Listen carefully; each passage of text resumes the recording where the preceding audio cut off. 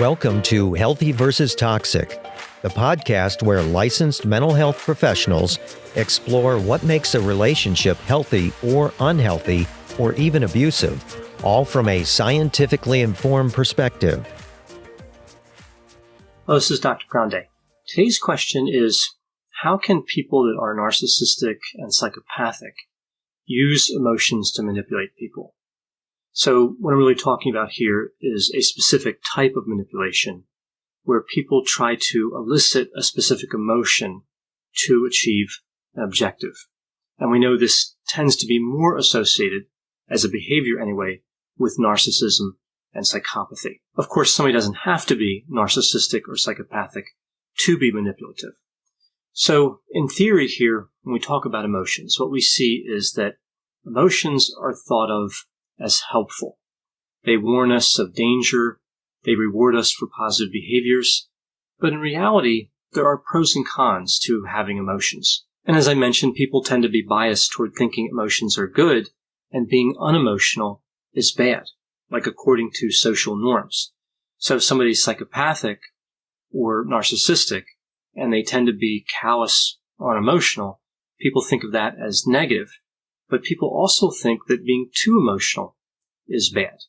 So we have low emotions as bad, and excess of emotions as bad, but also wrong emotions can be considered to be bad or unhelpful.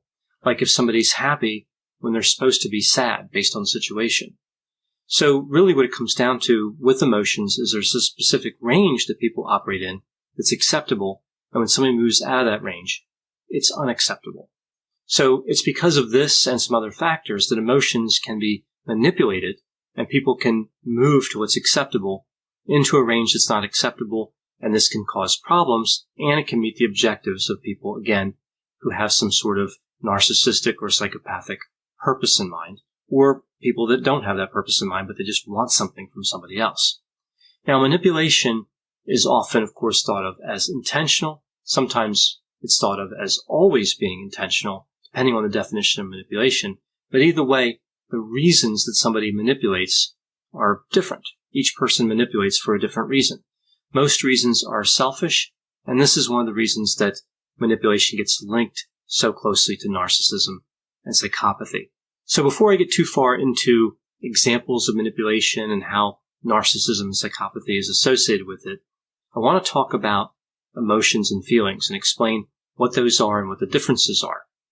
So actually, if we look at emotions, we see there are only 6 basic emotions. We see these across all cultures: anger, disgust, fear, happiness, sadness, and surprise. So emotions are very simple. They're immediate and they're constricted to really just 6 types, although the amount of expression, of course, would be different depending on the situation. So somebody could be a little bit angry or they could be very angry.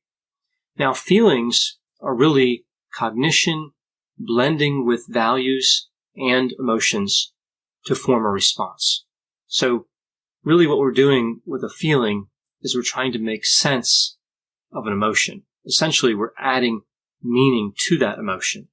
So feelings are much more complex. Feelings can last a lot longer than emotions. And typically, people react to emotions with feelings, and then they behave after that based on the feeling. So the initial reaction is a feeling when an emotion is experienced, and then the physical behavior, like some sort of action, that would come in response to the feelings. So an example of how this works, if we combine a couple of different emotions, like if we combine anger and disgust, and then we have these emotions for whatever reason, and we encounter a coworker who just happened to make a mistake, the feeling would be, that coworker is a horrible person. So the emotion is anger and disgust that, again, could be there for any reason. But then mixing that with a coworker's mistake ends up in a feeling that doesn't necessarily have a logical piece to it, right? The coworker isn't horrible based on a logical reason. The emotions have influenced that. We could also look at like sadness and fear. So somebody is sad and they're afraid, and then they hear news about uncertainty. For example, someone they know isn't answering text messages for a while. well, then they start to think something bad happened to them because they're feeling sad and they're feeling afraid. And if something bad happened to the friend, those feelings make sense. That's how it works. It's kind of backwards. People look essentially to justify the emotions they have. So the feelings actually help to do that. So somebody fears the worst because of the emotion, again, not because of logic. So again, feelings are made up of emotions and somebody's perspective, their values. And we see that people tend to believe, just like they believe about emotions, that feelings indicate something important, that they're accurate, that we should act on feelings. We should act on emotions, and we should act on feelings because our minds are giving us some sort of useful information, which of course we know isn't always the case. So again, all these factors taken together make people vulnerable to be manipulated by people who are narcissistic and psychopathic, as well as others. So I want to provide some examples of manipulation that I've seen a few times, and I'm going to use each emotion once here. So I have 6 examples, one for each emotion. So I'll start with anger. So if we see, for example, romantic partners, and we see a husband who might say something to his wife to make her angry, so might insult her in some way. This anger leads to a fight, and then the husband blames the wife for being abusive, right? So the objective was to kind of get that reversal situation going. And in that situation, anger was easily manipulated to accomplish that goal. Now, how about happiness? This seems like an unusual one for somebody to target with manipulation, but it happens all the time. Look at something like a real estate agent, right? They might ask you to picture life in a new house. Maybe you can't afford the house. Maybe the house isn't in good shape and it's not practical, but it doesn't matter. They ask you to picture what life would be like in that house. So there's this sense of happiness, which they hope will lead to an impulsive purchase. People that sell cars do the same thing. It's just part of sales strategy to manipulate that happiness emotion. So how about fear? Well, we see fear in like forensic work. For example, if a police officer is trying to manipulate a suspect with what they call a lie detector, right? This polygraph, which of course might as well be like an old record player with wires glued to it because it doesn't do anything in terms of lie detection. It's a tactic. The polygraph is used as a tactic to play on fear. The police can convince a suspect that they know more than they really know, meaning the police know more than they really know about what the suspect did. They can act like they know the suspect is lying when, of course, they don't. But that fear can lead to a confession. So that's another form of manipulation. We see the same thing at the level in terms of in court, right? If we look at disgust, we see that prosecutors manipulate juries with graphic crime scene photos. Well, if a crime occurred and it was a heinous crime, unless the body wasn't recovered or something, there will always be graphic photos. And of course, the natural reaction would be disgust. People are disgusted by that, and of course they get angry. And this disgust, in this case kind of blended together with anger, leads to hate. So what the prosecutors hope to do there is to get the jury to really hate the defendant. Now, they may really be thinking that they hate whoever committed the crime, but the defendant is the one that they're thinking of. So really disgust, and again, to some degree, anger there, are being used in a manipulation to get a certain result. Hi there, I'm Heather Drago. And I'm Sarah Saunders. We host the podcast, That's a Hard No, about saying no and setting boundaries. So you can become that true and empowered you that this world needs. Saying no isn't just okay. It's the key to living an authentic, fulfilling life. I'm a licensed professional clinical counselor, so while this podcast is in no way a replacement for one-on-one therapy, I suppose I know what I'm talking about. I'd say so. We talk about learning to say no and set healthy boundaries and how it impacts mental health, physical health, relationships, parenthood, and more. Subscribe wherever you get your podcasts and visit our website, hardnopodcast.com. We're here to help you find your no and say it unapologetically. That's a hard no.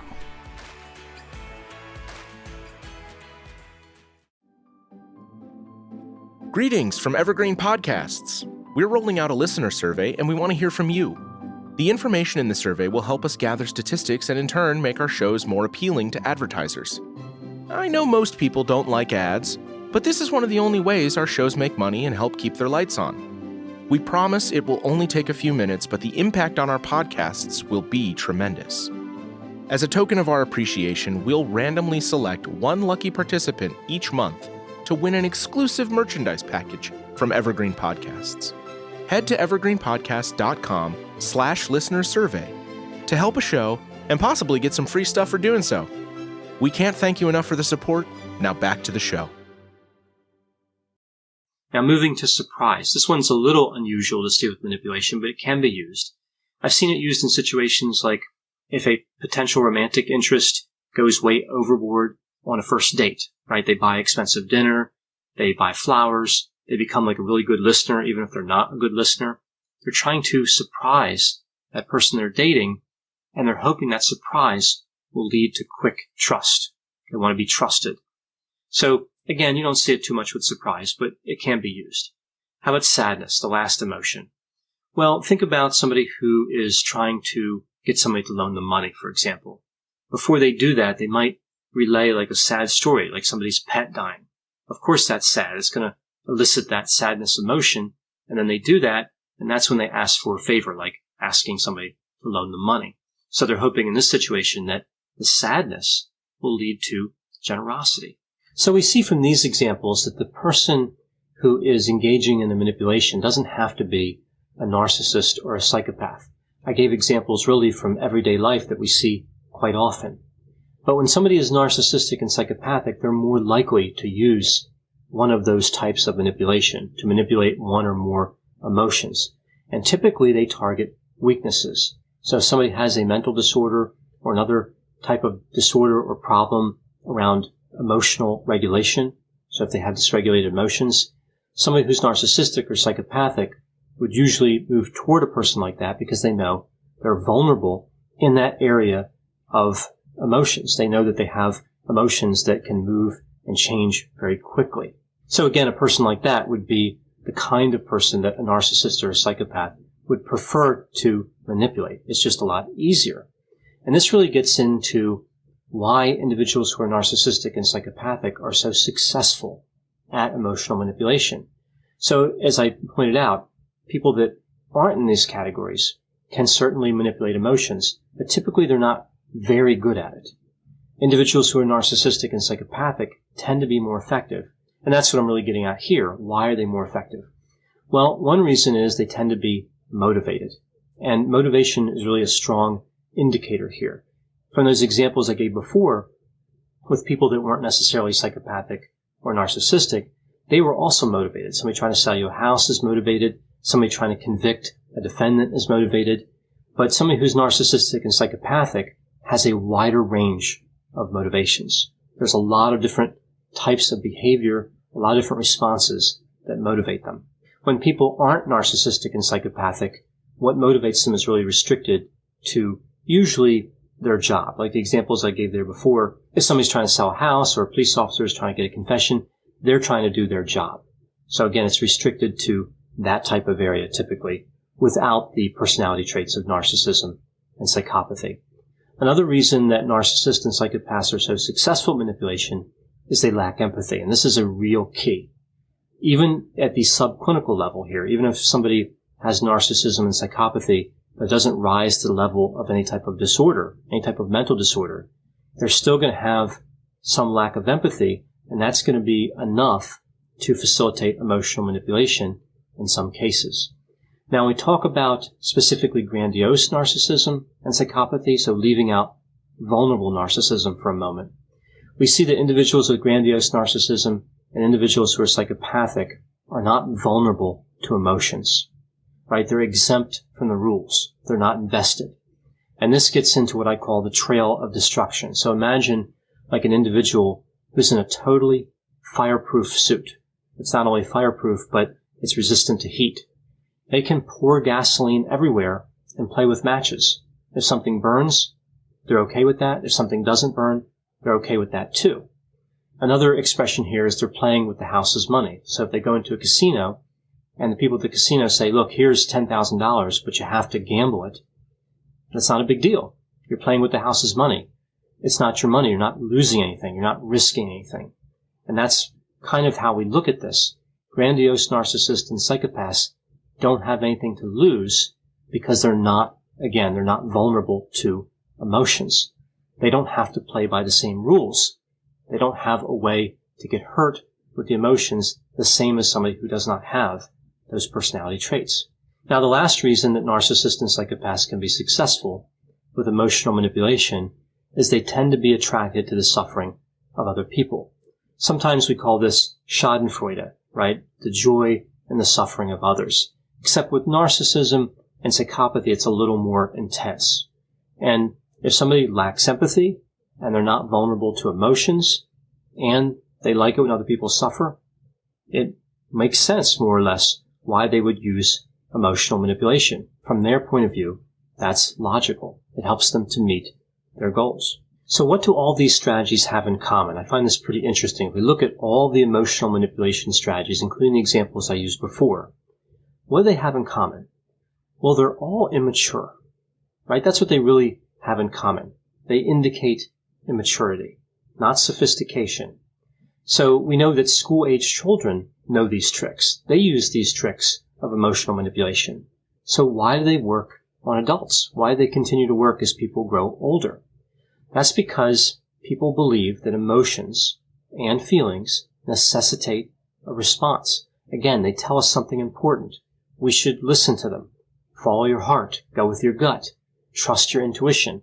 All those phrases are based on separating yourself from logic and following emotions, even though there's not strong evidence that they always point in the right direction. Now, another reason these strategies work is impulsivity. It's hard to discount the power of impulsivity. So this is when somebody has a negative emotion or a positive emotion and they fail to restrain themselves.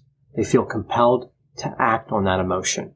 So impulsivity, again, is a big part, and believing that emotions tell us something important is a big part of it.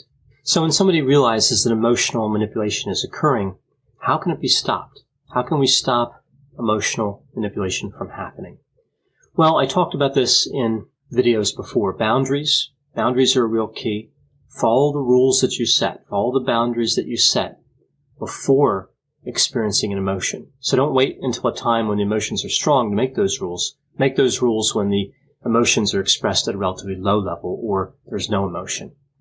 Now, when people fail to react to efforts to manipulate, that will eventually extinguish the behavior, right? So another tactic here would be to cut off the reward. So if somebody's trying to manipulate you and you react to that, that's only rewarding them for that attempt to manipulate. So we can think about it from the point of view of like operant conditioning, right? It goes back to the roots of behaviorism. If there's an animal being used in an experiment and they have to press a button to get a pellet of food, and every time they press that button, a pellet of food comes down, they're going to continue to press that button. If the reinforcement schedule is changed so they have to press the button twice, they're still going to do it. They're going to press it twice and get the pellet of food. And this number can be increased quite a bit. They can have to press the button 10 times or 20 times, and they'll still do it because they know that eventually they're going to get that food. So the only way to really extinguish the behavior is to never reinforce it. It's really surprising how many times people will engage in behaviors without the reward because they know it's still possible. Now, I've heard another argument in this area that another tactic here would be to have the opposite reaction that the manipulator expects. But in my experience, this is still a reward. This is still a response, and it may not be the response the person wants, but it still may bring some sort of pleasure or be satisfactory. So I would say that's not always a good strategy. No reaction, I think, in terms of behaviorism, is a more effective strategy most of the time. Now, these ideas about how to avoid emotional manipulation, they're not the same thing as not having emotions. Rather, not engaging in a behavior, or at least not engaging in it when the person who's narcissistic or psychopathic or whoever they are can see you. If you have to react, if there's no way to kind of suppress that reaction, have that reaction in a place where you could not be observed by the person who is attempting the manipulation. Again, whether they're narcissistic, psychopathic, or not, that's still a way to avoid rewarding them.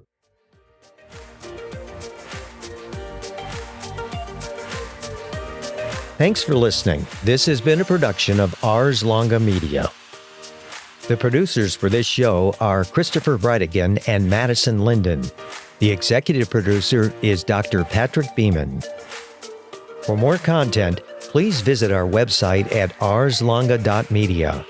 To leave feedback or suggestions, send an email to info@arslonga.media.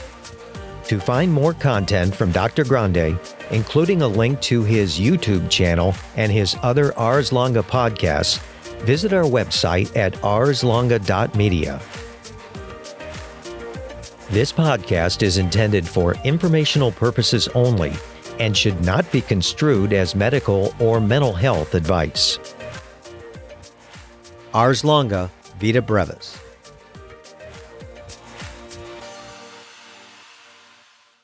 Hi, I'm Matt Harris. Seton Tucker and I host the podcast Impact of Influence, which for 2 years covered in depth Alec Murdaugh, who was eventually convicted in 2023 of murdering his wife Maggie and son Paul.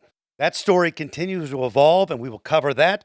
Plus, we will tell you stories of other true crime events that have happened in the South. Please join us on Impact of Influence. And give us a follow on the Impact of Influence Facebook page.